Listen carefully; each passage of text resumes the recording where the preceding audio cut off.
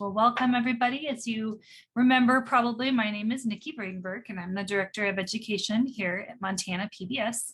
And it's been my pleasure to offer these Media Lab workshops using Finding Your Roots and digital storytelling resources to hopefully inspire you to do some digital storytelling projects in your classroom. I'm joined today with my friend, Jody Sandru. Jody, do you want to unmute and introduce yourself?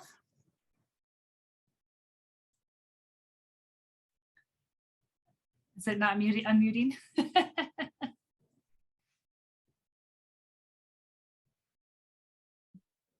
There you go. There we go. Good afternoon, everyone.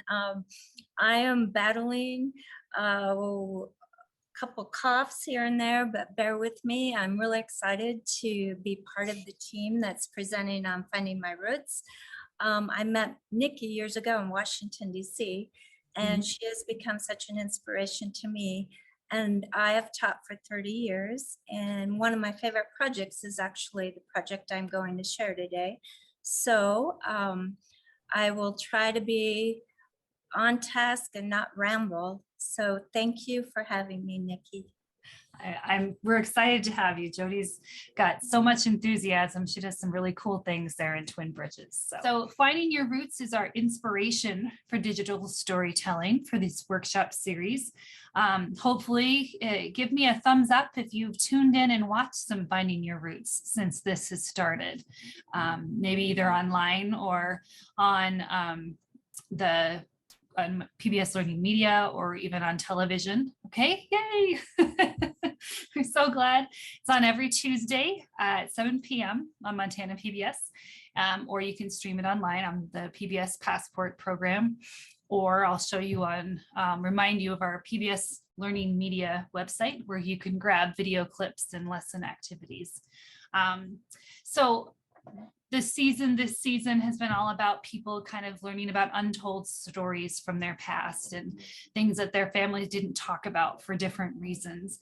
So I'm going to do what I've been doing every week and show you a clip from Finding Your Roots, and these are from the new season. I did want to remind you of our website, PBS Learning Media, which is the free website for teachers brought to you by PBS and member stations across the country.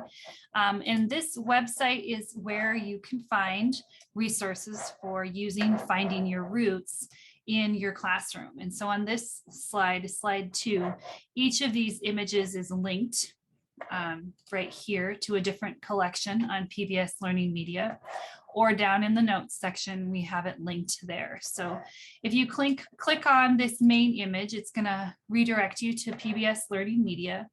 And this is the collection of resources from Finding Your Roots. And so these aren't full episodes. They are really packaged for classroom use so that as you click on one of these tiles, the resource will come up with a short video clip from the show and a little bit of a synopsis. And then over here on the side, there'll be some support materials. And you see this one has a lesson plan, some discussion questions, an activity, some vocabulary activities, and then further information. So if you just wanted to teach with this program, there are a lot of resources for you. If you look at the standards tab, they are also connected to our Montana state standards for listening, speaking, history, science, literacy. So you can rest assured that you'll be meeting the standards as you're using these resources with your classroom. So this collection has seasons 1 through 7. We're currently airing season 8. And that session is going to, we're going to have the season 8 teaching materials hopefully in March. They're still in production and they're still working on them. But keep looking back, and as soon as we have them, I'll share them with you and go through them. So a lot of these clips that I'm showing should be available next month for you to use with your students. This one over here, if you remember from our very first meeting, I shared, this was the Finding Your Roots Seedlings collection. And it features footage from a camp, a genetics and genealogy camp that was conducted and hosted by Henry Louis Gates from the show. And each of these tiles is a video of that camp.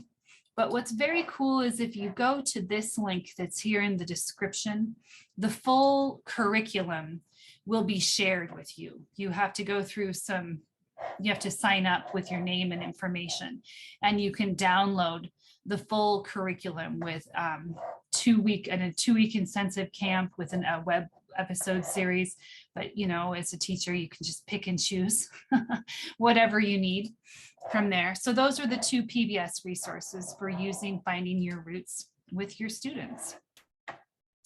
So remember, this workshop series was meant to inspire you with finding your roots and the great stories that can be found by conducting historical family research studies or looking at genealogy. And we were hoping that teachers would be inspired to have their students do some kind of a family research project, and then using digital storytelling, produce some kind of a final digital product that can capture whatever students learned going through the project. And so throughout this series, we're showing you different tools that can be used to do video and photo collages, capturing audio, comic books, ebooks, blogging, and so much more. And this tool that Jody's going to share with you can do almost all of the things on this list, which is really, really cool. So I'm going to stop sharing my screen and hand it over to Jody, and she's going to share her screen and walk you through the Adobe Creative Cloud Express and what you can do with it and how to use it. So take it away, Jody. All right, I need to share. I think I'll share this and move down. Oops, I'm unmuted, correct? Yep, we can hear you. All right. So the first thing I would like to do is give a shout out to my junior high teachers, actually. And I had 2 amazing teachers, Mrs. Aldridge and Miss Ridgway. And they actually did this project, but a little different spin to it. I grew up in Helena, and I went to C.R. Anderson Middle School. And one of the things they did with us, it was a small special class we had one summer, and they took us to the Pioneer Cemetery, and we had to take a picture of a gravestone, and we could pick anyone we wanted. And then we had to go to the Historical Society and write a fictional story that was accurate for the time period that they lived, of how they ended up in Helena, Montana. And of course, we were up at the museum. We loved it. It was microfiche. It was hard to read things, but it changed my life. It was projects like that I wish I could have coffee with them and tell them that every day what they taught me that summer truly has made me a better teacher. So the other thing that I always laugh is I was very fortunate because my grandma lived next door to me, and she was a teacher. And unfortunately, when you're younger, I didn't know her as an adult. She passed away when I was 12. So with that in mind, I think it's always these kids. I think that's what spurred this project for me, because like today I interviewed I have 25 7th and 8th graders in one class at a time, and only 4 of them knew their nationality.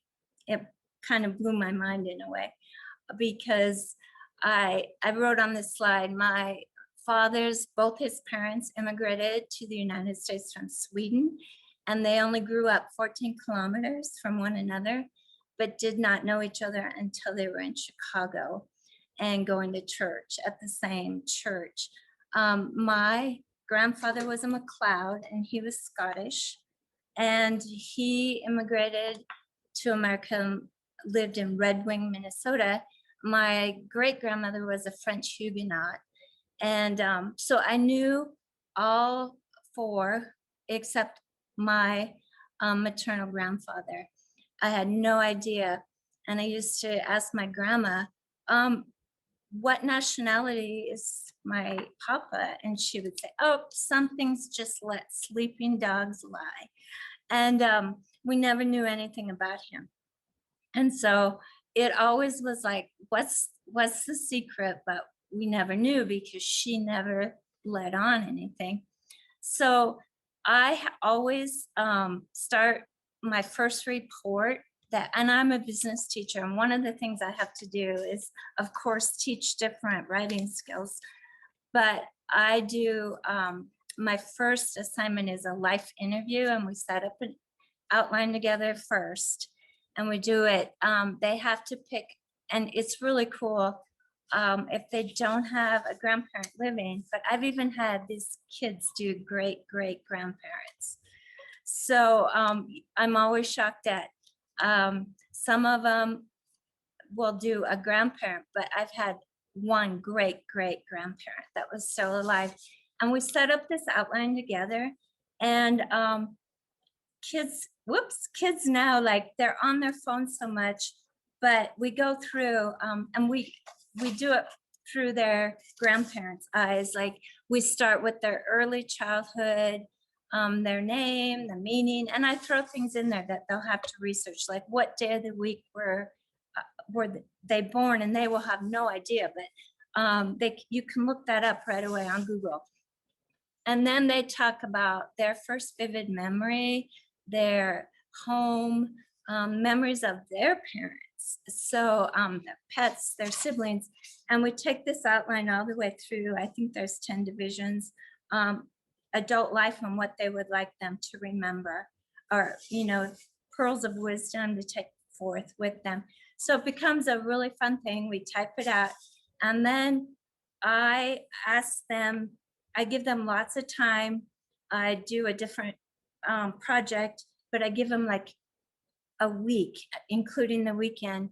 And if they can't call the grandparent, some of them will email their grandparent. And it's always amazing to me, out of like 25 kids, I'll get them all back. And they really have fun actually asking these questions. So what happens then when they come back? And I ask them just to take notes, not to type, not be distracted or whatever. Just sit and really ask the questions and take notes the old-fashioned way. I send home a little journal with them, and they just take notes like they're a reporter kind of, and go through. And if a grandparent emails them or calls them, they also use their journal. But sometimes the grandparents, if they can't remember something, they'll email back and forth. So that's when they come back to class, and we then create multimedia. And this is not a class where I begin with, I am an Adobe school and we have full-blown Adobe. But when you get that many kids, and I don't want it to be too complicated. And so what I do on Adobe, and this is now called Adobe Creative Express. It used to be Adobe Spark. And they have updated this whole platform, and it's free for teachers. Even if you're not an Adobe school, you can sign up for a classroom account and give your students the code, and then you can see all their projects, which is awesome. So when you create a project, it's so much more now than just a video. There's slideshows, there's posters, there's a learning journal, flyers, infographs are really fun. There's resumes, worksheets, lesson plans. They've made everything super teacher friendly on this site. And then they also threw in what they call now Adobe Rush and Adobe Photoshop Express. So it's like a watered down version of the full blown, but they're pretty amazing. So at the end of this presentation, for those of you who have Adobe experience, I put in an amazing tutorial on just Adobe Rush. It's pretty great. I don't even know if I need to pay for real Adobe anymore after watching that. But it works. I want you to know it works on all web browsers. They can use any device. They can use Chromebooks. It will work on mobile devices, so Apple or Android or Windows apps. So that's what I love about it. You can use it on any device. Of course, I like to type with a keyboard, so I always go for my computer, my laptop, but kids might want to use their photos they have right on their phone and it will work from there. So I think this link will work for you, but I just wanted to show you it's now Adobe Creative Cloud Express, and it's really easy to use. I love the fact that you can use all the different graphic designs and animations, but then they threw in Premiere Rush for video editing anytime, anywhere. This is great. And the other thing is Photoshop Express. You can take photos to the next level. You can remove the backgrounds, rotate images. So this is all free and it's all from Adobe now. So with that in mind, I just thought for my 7th graders, video is beastly. This is more reflective. I don't want them filming really. I want them to have that one-on-one conversation with their interview. I don't want them holding a phone. I want them to be absorbed and into it. So what I asked them to do, I just decided that they would go ahead and do a simple, and this was like on the PowerPoint part, I wanted you to know that you can do, it's very much like PowerPoint, but you can go ahead and you can record everything you write. You can upload any images you take, which is great, or they will let you search for images as well. So the first thing is I went to and I just created, my first document was a slideshow like. It wasn't a video. And the first thing you do is there's a timeline. It's like a timeline on the bottom rather than video tracks. And you will add down here, you can pick a template too, but you add, and these are your different types of screens you can add. And then I just went through, I added all of these. The one thing you need to know is they default at 4 seconds. So you just have to change your timing for however long you need them to be. And this, I actually made this one night, and this is on my great grandmother. So it was actually my husband's great grandmother, and luckily she lived until after I was married, so I had the chance to actually interview her when I got married at 21, and right after my wedding I went and interviewed her, and I did a life history on her, and not one person in his family had ever done that. So it was really cool because then I transcribed it all and gave copies to everyone in his family. So I just got together and I did this little slideshow on her for this example. And you can pick different themes like, I went with the German, kind of the orange, that theme, the flare.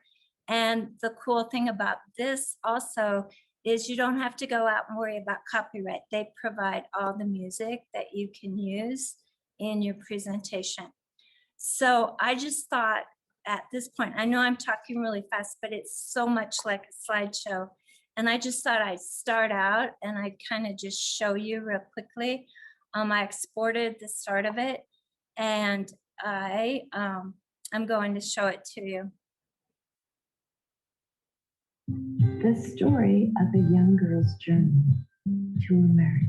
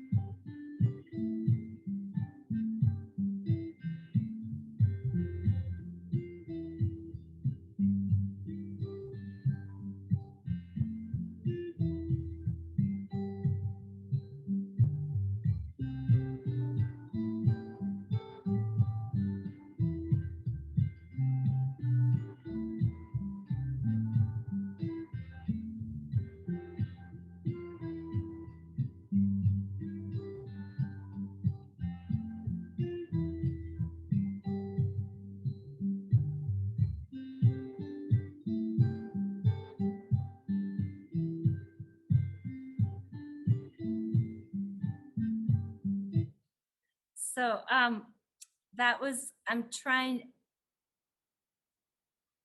was trying to make the example, so my 7th graders, but as the story goes, her brother did come over later, and every time she would get a letter 3 months later, and she would go to try to find him, and he would be gone. And she played tag with him until she got to Helena, Montana.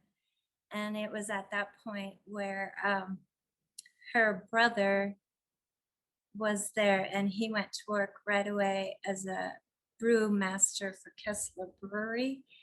And then her younger brother came over, and they were the brew masters for Kessler Brewery. So it was pretty fun. She ended up staying in Helena the rest of her life, and her brothers played for the Kessler Brewery baseball team in the 20s, her husband as well. And it was just really a cool thing that I was able to share with her history and find out all this information, because I think too often we live with someone and we don't ask those questions. So this project I've done this probably for, I'd say, close to 10 years with my junior high kids. And it's one of the things that's always really fun for me to actually see their stories and talk to their parents. Another take that we've done on it is our school was torn down 20 years ago. And so it's really crazy when kids come back to Twin Bridges. They don't have a lot of connections. So one of the projects we've done is we've interviewed alumni about their memories, especially like when it's a class reunion year. I'll have my students reach out and interview alumni. And it's been really cool, the connections we've built within the community. So it's so much more than it's taking the time, especially now, to get off your phone and really build a connection with someone from the past. And it's also, we have used PowerPoint, but this year I want them to use this app, because they can post it, they can video it, they can record their voices, and they can take artifacts when they're interviewing or have their grandparents send pictures of different things, and they can include that in the presentation. So I just thought if you guys could go out now, would be a great time that you could go out to adobe.com Express.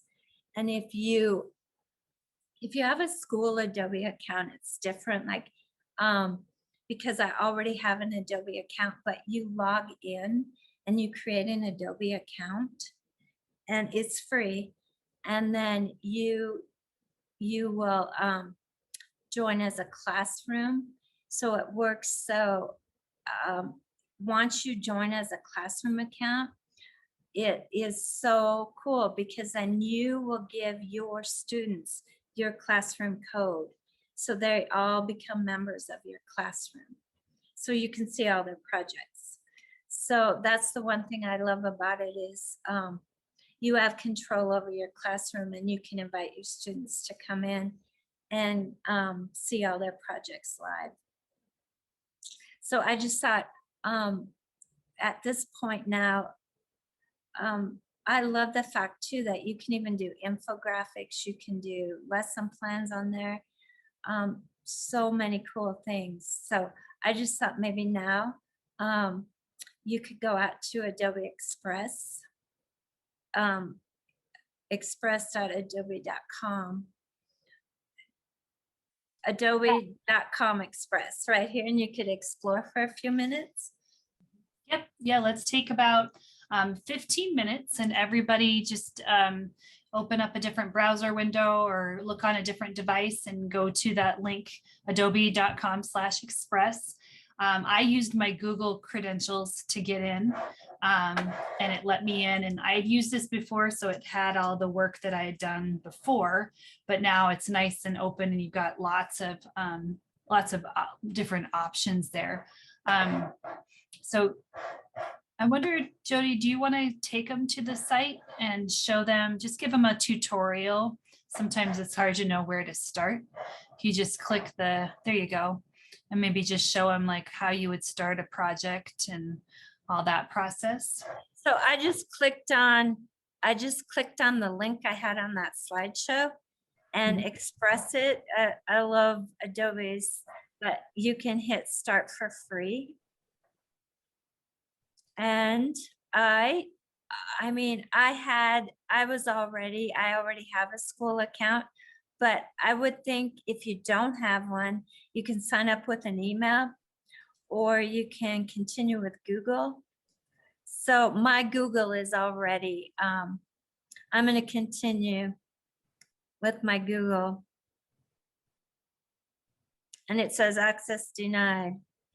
So I'll go back because I have an Adobe account.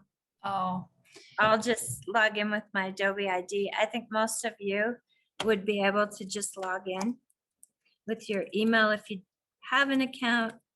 It's kind of funny how Adobe knows everything. School, like I said, it's an Adobe school.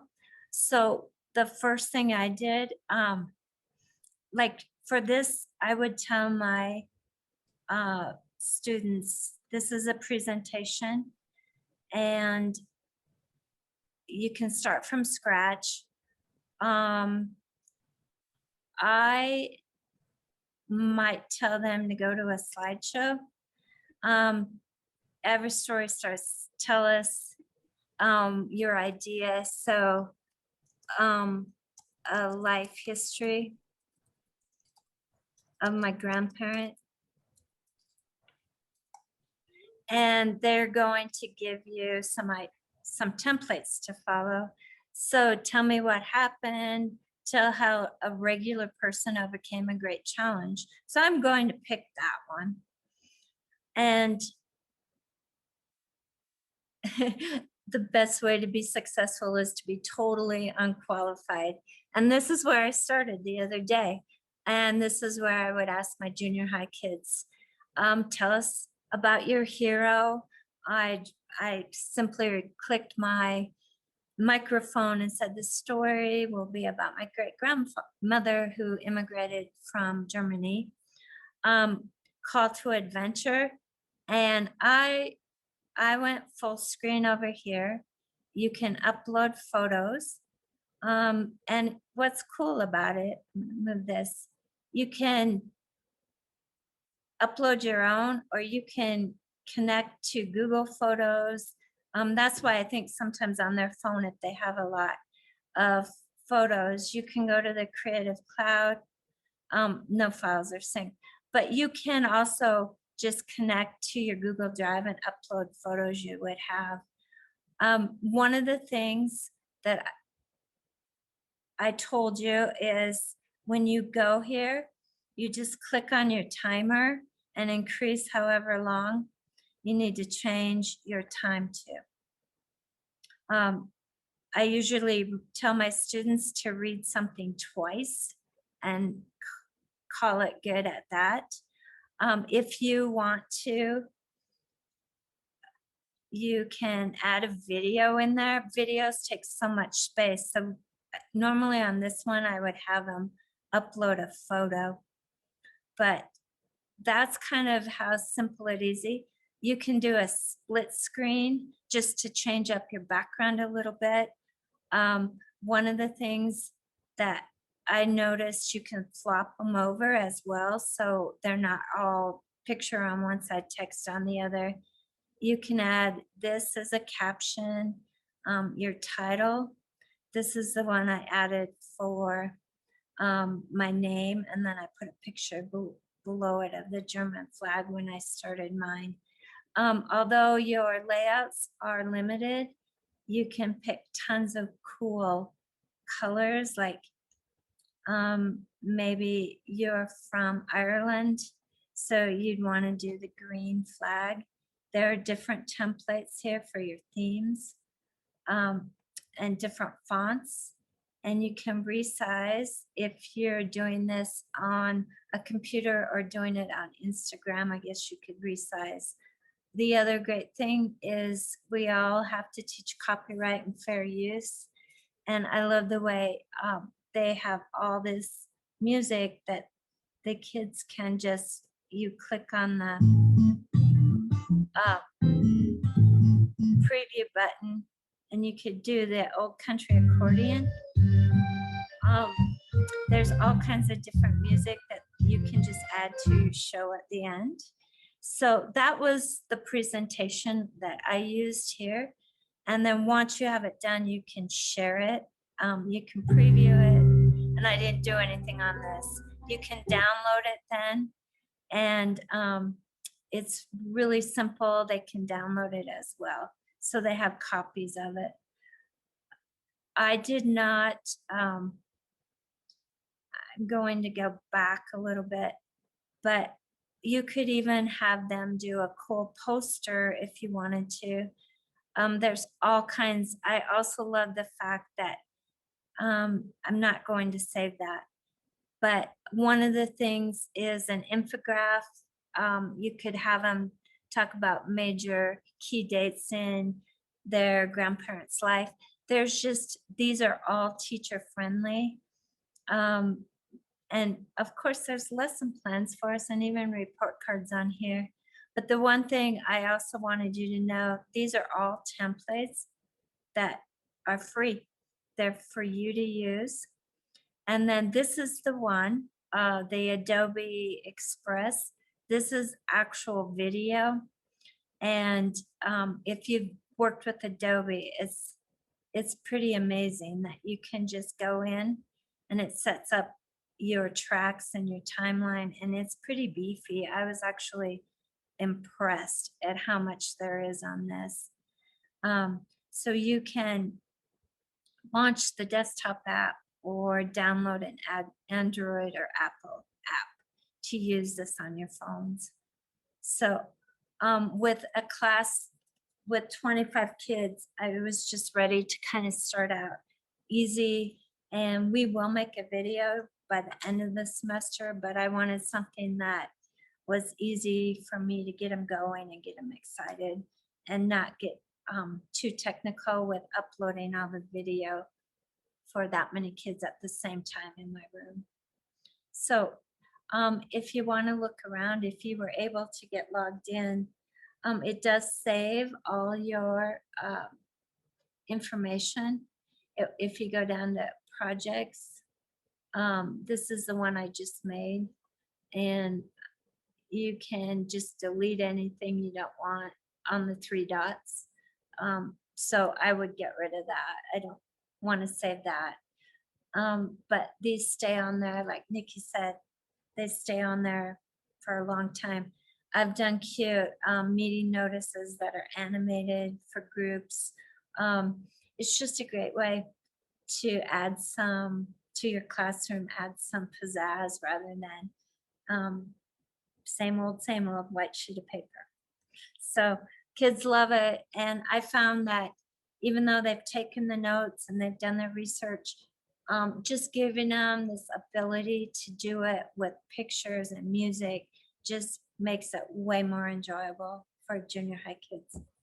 And I'll add with this one, Adobe products are only meant for kids 13 and up. And so the privacy settings are such that if a kid goes to enter their information and set up an account, it's going to grab them if their age is under 13. And so the workaround on that I do know elementary teachers who have used this for different projects. And so they've set up a class account and had the kids log in and use the account under just the main teacher account.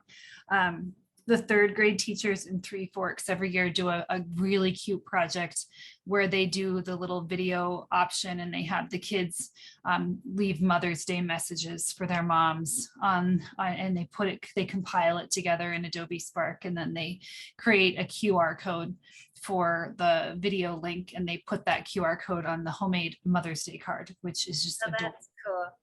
Yeah, so that's a good one. It is, if you have tablets, you can download the app on your tablets too, and it has almost the same function there. And I think younger kiddos can use this. I just think the older kids get even more out of it just because they're more capable of typing and looking for the text and all of that. So I really like the way Jody just did a nice narrative, like a digital storybook, and using all the things that she learned from her interview and just told great grandma's story from beginning to end. I think that's a really neat way to do it and a fun way to read through that, and very accessible for kids and for whoever their audience might be. And the cool thing about that now is you have that, and it lives in the cloud and you can share that. Jeanette said you created a simple poster with your 8-year-old. That's great. Awesome. Shirley set up an account and she thinks it might be fun for little people to try Valentines. Yeah, there's some good templates for Valentine cards on there. Definitely some neat ones. I know a teacher, Sarah in Livingston, and she uses the web page from this Adobe, and she uses the web page to create the landing pages for her new units. So she did a unit on 7-word memoirs, and she created a web page to walk kids through what that unit would look like. And she provided the examples and the visuals. And so it also can be a really nice teaching tool to create graphics and elements that you would use to teach the concepts that you're planning to teach as well. I would like to add on my last slide, I did an amazing tutorial.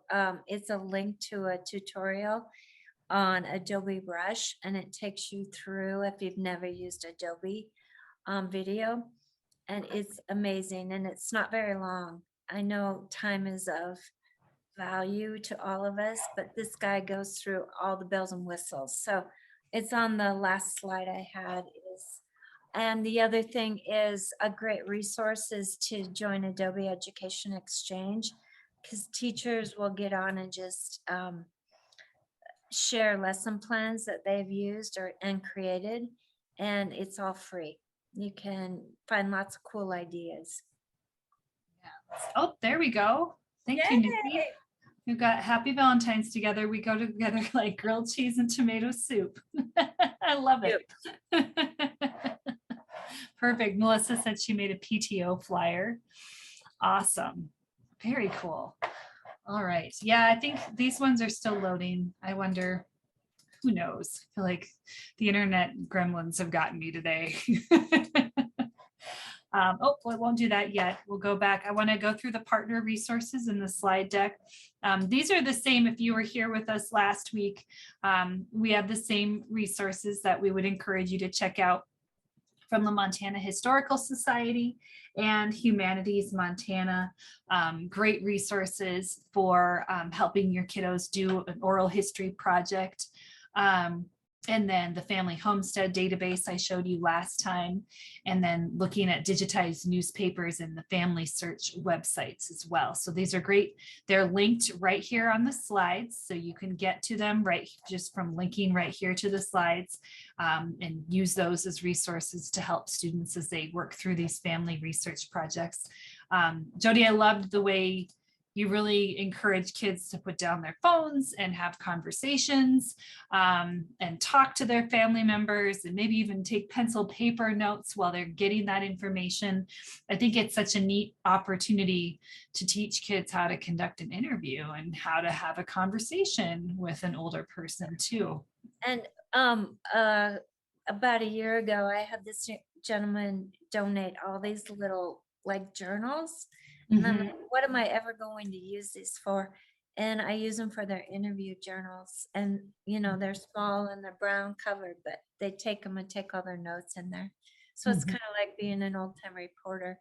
But I just have to tell you, if kids aren't prompted to do this, because I live next door to my grandmother and I didn't ask her those questions. I have a lot of cool memories, but this really prompts a great conversation. And it does connect the dots, and it makes kids, one of the things I'll say, like, what were the most important, 3 most important historical events you've lived through?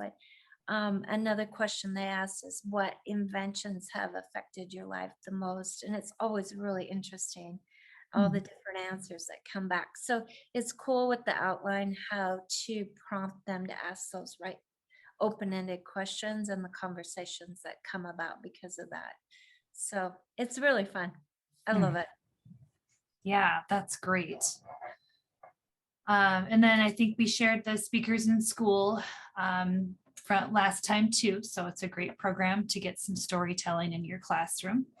And then I have one more opportunity I wanted to throw out here that just showed up in front of PBS stations last week. And it's this opportunity to be a part of some research with the team who creates the interactive game Mission US. And if you haven't seen Mission US, you can see it in this link here in the notes. And these are kind of a choose your own adventure set of interactive games that take students through different times in history. They assume the role of a character that lives during that time period, and they have to make some choices. And each choice they make brings them through the game a little bit differently. And they work really hard with researchers to make sure things are historically accurate, and that it does require quite a bit of reading for kids to work their way through these games. So when I did it with 4th and 5th graders, I would have them pair up and talk to one another about the choices they were making and to go through the reading, but they really are for our middle and high school students. And if you are using this and you would like to be part of this study, the yellow words here where it says 5-minute application, this is linked to an application to be a part of this research study to look at how games are, how kids learn from playing these types of games. And so this is, again, PBS stations are really invested in making sure that the resources and materials that we share with teachers are based on research, and that we can prove that kids learn as a result of using these materials. And so this is one of those efforts. So I promised I would share it. If they're looking for people who teach grades 8 through 10. I'm not sure why they just targeted those grade levels. I did have a teacher ask, I teach grade 11, can I apply? And I was like, why not? Give it a try. The worst thing that can happen is they say, no, thank you. But yeah, if you're interested, go ahead and click on that link and they'll get a hold of you, right? And if there aren't any further questions, we will hopefully see you next week. We'll be back. Tracy Piltz will be back, and we're going to go through Apple Clips. And Apple Clips is, you probably have, if you have an iPhone, it's there on your iPhone. It's also on an iPad. It only is on Apple devices. So if you don't have any Apple devices in your life, you can feel free to sit this one out because you won't have much to do. But Apple Clips is another great photo and video story tool that's really easy to stitch together some quick ones. Well, thank you, everybody. We will see you next week. Thank you, Jody. I'll see you on Wednesday. Bye, everybody.